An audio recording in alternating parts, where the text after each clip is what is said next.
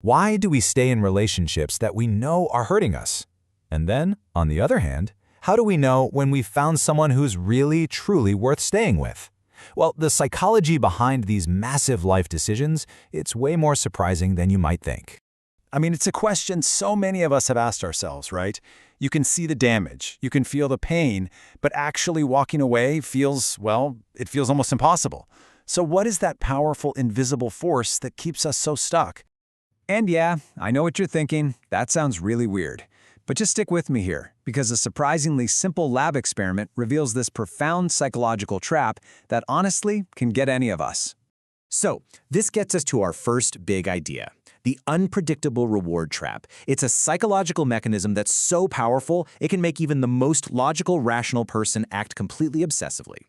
Okay, so picture the experiment. First up, phase 1. A rat gets a little food pellet every single time it pushes a lever. Super simple, totally predictable. Then, phase 2, the scientists just turn off the pellets.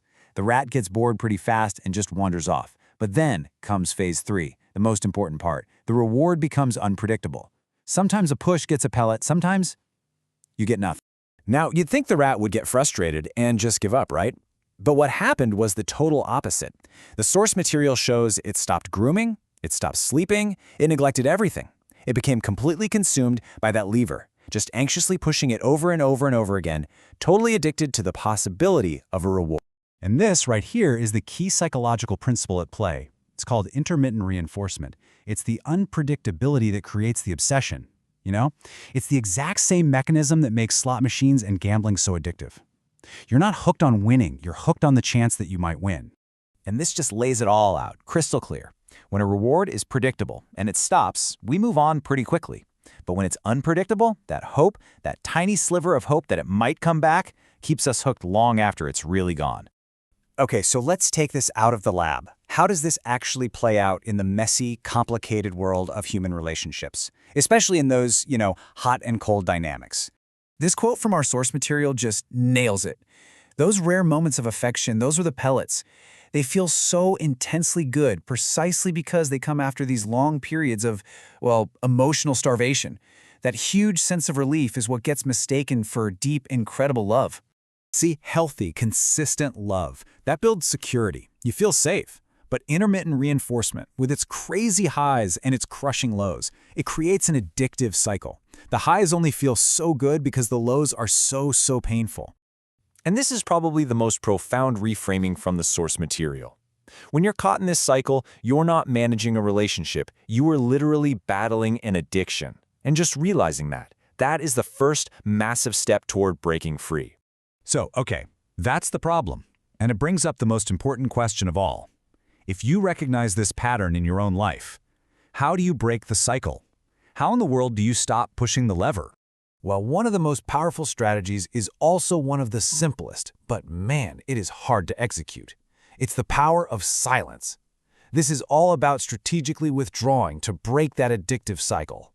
So the whole point of creating some distance, look, it's not about playing games. It's about achieving very specific goals, breaking that reinforcement cycle, proving to yourself you have self-control, and creating the space you need to see the situation clearly, away from the powerful influence of the addiction. Let's be really clear about this. This strategy isn't about punishment, it's about empowerment. You're not just ignoring the lever anymore, you are fundamentally taking its power away by removing it from your life entirely.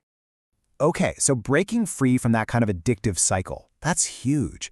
But it opens up a much bigger question about decision-making, doesn't it? We've talked about the psychology that traps us, but what about the strategy for choosing well?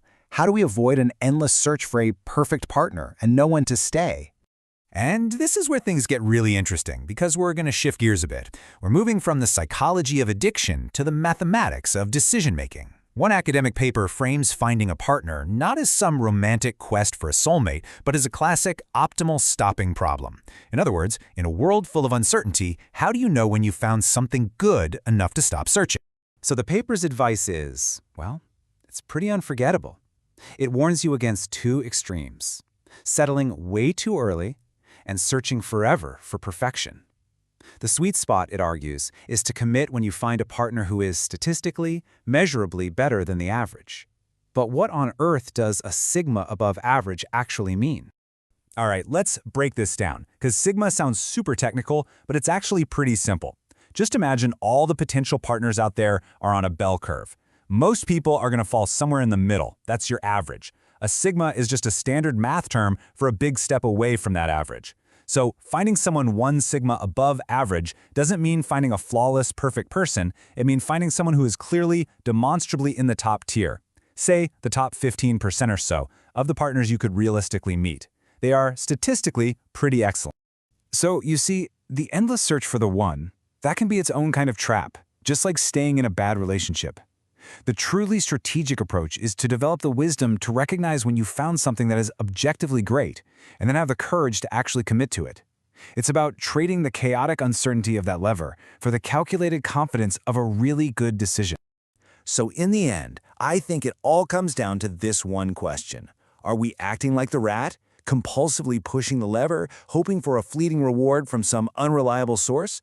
Or can we become the scientist of our own lives, able to spot the addictive traps, for sure, but also able to analyze the data and know, really know, when we found a result that is truly worth building on?